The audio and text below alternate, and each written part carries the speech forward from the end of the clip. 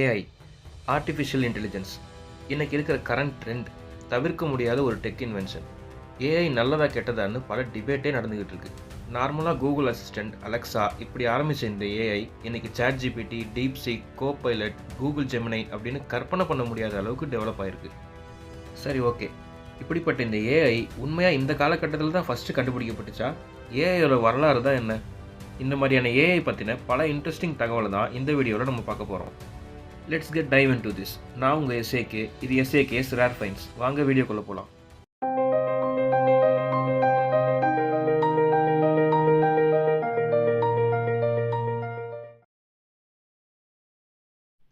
Alan touring அப்படின்ற British engineer தான் father of AI. இவர் 1950ஸ்லேயே டூரிங் டெஸ்ட் அப்படின்ற ஒரு ஏஐ டூவில் உருவாக்குனார். இது பெரிய பெரிய விஷயங்களை பண்ணுறதுக்காக கிடையாது, மனுஷங்களை மாதிரியே சிந்திச்சு மேக்ஸ் ப்ராப்ளம்லாம் சால்வ் பண்ணுதா அப்படிங்கிற செக் பண்ணுறதுக்காக உருவாக்கப்பட்ட ஏஐ தான் இது. அதுக்கப்புறம் 1960s காலகட்டத்தில் நிறைய டெக் இன்ஜினியர்ஸ் ஏஐ இன்னும் டெவலப் பண்ணுறதுக்காக நிறைய முயற்சிகளை எடுத்தாங்க. ஆனால் அந்த காலத்தில் கம்ப்யூட்டரோட வேகம் அந்தளவுக்கு இல்லாததுனால ஏஐ அவங்க எதிர்பார்த்த லெவலுக்கு டெவலப் ஆகலை. லேட்டராக 1980s அப்புறம் 1990s காலகட்டத்தில் மெஷின் லேர்னிங்லாம் நல்லாவே டெவலப் ஆக ஆரம்பிச்சது. அதுக்கப்புறம் ஏஐக்கு ஒரு புது உயிர் கிடச்சிதுன்னே சொல்லலாம். 1997 டெக் ஜெயண்ட் கம்பெனியான ஐபிஎம் தங்களோட டீப் ப்ளூ அப்படிங்கிற சூப்பர் கம்ப்யூட்டரை இன்ட்ரடியூஸ் பண்ணுறாங்க. இந்த சூப்பர் கம்ப்யூட்டர் அன்னைக்கு இருந்த செஸ் சாம்பியன், வேர்ல்டு சாம்பியனான கேரி காஸ்பரோவ் அப்படிங்கிறவரை கேமில் விளையாண்டு தோக்கடிச்சிருச்சு. இது அன்னைக்கு உலகத்தையே ஆச்சரியத்தில் மூழ்கடிச்சிது. அப்புறம் 2000 காலகட்டத்தில் தான் கிட்டத்தட்ட எல்லா ஃபீல்ட்லையுமே ஏஐ டூல்ஸை யூஸ் பண்ண ஆரம்பிச்சிட்டாங்க. 2010 ஸ்டார்ட் ஆகி இன்றைக்கி இருக்கிற காலம் வரைக்கும் தான் ஏஐயோட உச்சக்கட்ட காலம்னே சொல்லலாம். ஆட்டோமேட்டிக்காக ட்ரைவ் பண்ணுற கார் ஆகட்டும், இல்லை சாஃப்ட்வேர் கோடிங் யூஸ் பண்ணுற ஏஐ ஆகட்டும், இல்லை மனித மூளையிலே சிப்பு வைக்கிற லெவலுக்கு இன்றைக்கி ஏஐ வந்து ரொம்பவே ஆட்சி பண்ணிக்கிட்டு இருக்கு. 2016 ஹாங்காங்கை பேஸ் பண்ண ஒரு ரொபாட்டிக் கம்பெனி சோஃபியா அப்படிங்கிற ஒரு ஹியூமனாய்ட் ரோபோவை இன்ட்ரடியூஸ் பண்ணுறாங்க. இந்த ரோபோ மனுஷங்க கூட ரொம்ப சகஜமாக இன்ட்ராக்ட் பண்ணி அவங்க கொடுக்குற கமெண்ட்ஸுக்கு தகுந்த மாதிரி வேலை செய்யும். அது மட்டும் இல்லை, சிரிப்பு, கோபம் இது மாதிரியான ரியாக்ஷன்ஸும் அந்த ரோபோ ரொம்பவே அக்யூரேட்டாக கொடுக்குதுன்னு சொல்கிறாங்க.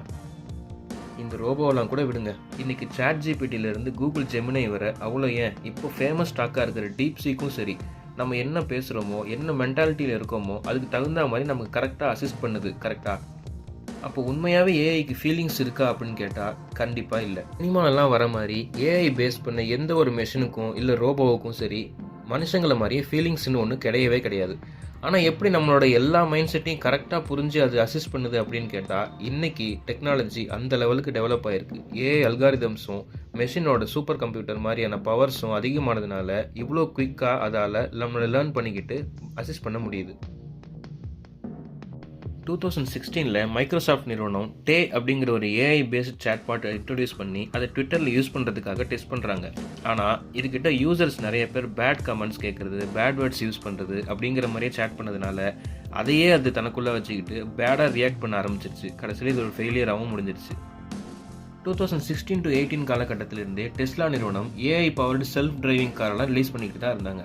ஆனால் ஆரம்ப காலகட்டத்தில் இந்த ஏஐ சில சமயங்களில் மட்டும் இந்த எலக்ட்ரிக் டிரான்ஸ்ஃபார்மர்ஸ், பேரிகேட் இதெல்லாம் சரியாக ரெக்கக்னைஸ் பண்ணாமல் சில ஆக்சிடென்ட்லாமும் நடந்திருக்கு.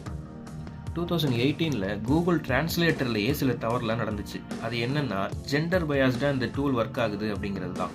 ஃபார் எக்ஸாம்பிள், ஷீ அப்படின்னு நம்ம டைப் பண்ணோம்னா அது டிரான்ஸ்லேட் பண்ணி அவள் அப்படின்றத தமிழில் கொடுத்துச்சு. ஆனால் இதையே ஹீன்னு டைப் பண்ணால் மட்டும் மரியாதையோட அவர் அப்படிங்கிற மாதிரி சொன்னிச்சு. அப்புறம் லேட்டராக இந்த இஷ்யூவை கூகுள் ஃபிக்ஸ் பண்ணிட்டாங்க.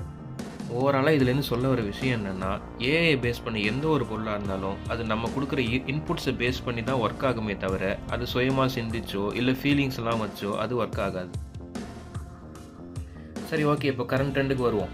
ஓப்பன் ஏஐ அப்படிங்கிற நிறுவனம் 2022 சாட் ஜிபிடின்னு தங்களோட ஏஐ டூலை இன்ட்ரடியூஸ் பண்ணுறாங்க. இது உலகம் முழுக்க எல்லாரையும் திரும்பி பார்க்க வச்சுது. ஏன்னா இது பண்ணாத வேலையே இல்லைன்னு சொல்லலாம்.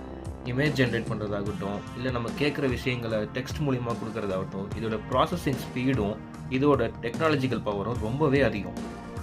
இந்த சாட் ஜிபிடிக்கு போட்டியாக கூகுள் தங்களோட ஏஐ டூலான பார்ட் அப்படிங்கிறத இன்ட்ரடியூஸ் பண்ணாங்க. லேட்டராக அது ஜெமினை அப்படின்னு நேம் சேஞ்ச் பண்ணிட்டாங்க. மைக்ரோசாஃப்ட் கம்பெனியும் கோபைலட், அசூர் ஏஐ இந்த மாதிரி அவங்களோட ஏஐ டூல்ஸ்லாம் வச்சுருக்காங்க. இப்படி பெரிய பெரிய நிறுவனங்கள் எல்லாம் கிட்டத்தட்ட பல $100 மில்லியன் செலவு பண்ணி தான் இந்த ஏஐ டூல்ஸ் எல்லாம் டெவலப் பண்ணி நமக்கு கொடுத்துருக்காங்க. இப்படி சாட் ஜிபிடி, கூகுள் ஜெமினை இவங்கெல்லாம் பல $100 மில்லியன் செலவு பண்ணி தங்களோட ஏஐ டூல்ஸை டெவலப் பண்ணிட்டு இருக்க இந்த காலகட்டத்தில் சைலண்டாக சைனாவை சேர்ந்த லியாங் வெங்ஃபெங் அப்படிங்கிற ஒரு engineer ChatGPT, Google Gemini இதுக்கெல்லாம் போட்டியாக டீப்சீக் அப்படிங்கிற ஒரு ஏஐ டூலை லான்ச் பண்ணுறாரு. இதோட ஹைலைட்டே என்னன்னா, சாட் ஜிபிடியோ கூகுள் ஜெமினியோ கிரியேட் பண்ணுறதுக்கான செலவில் ஜஸ்ட் 10% மணியை மட்டுமே வச்சு போட்டியாகவே இவர் ரிலீஸ் பண்ணியிருக்காரு.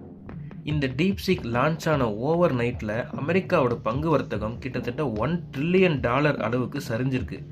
ஏன்னா இது ரொம்பவே காஸ்ட் எஃபெக்டிவாக அவர் உருவாக்குனது தான் இந்த வீழ்ச்சிக்கு காரணம். அதோடு மட்டும் இல்லாமல் இந்த டீப்சீக் ஒரு ஓப்பன் சோர்ஸ் லைசன்ஸ், யார் வேணால் எடுத்து டெவலப் பண்ணலாம், அந்த ரேஞ்சுக்கு தான் அவர் வச்சுருக்காரு.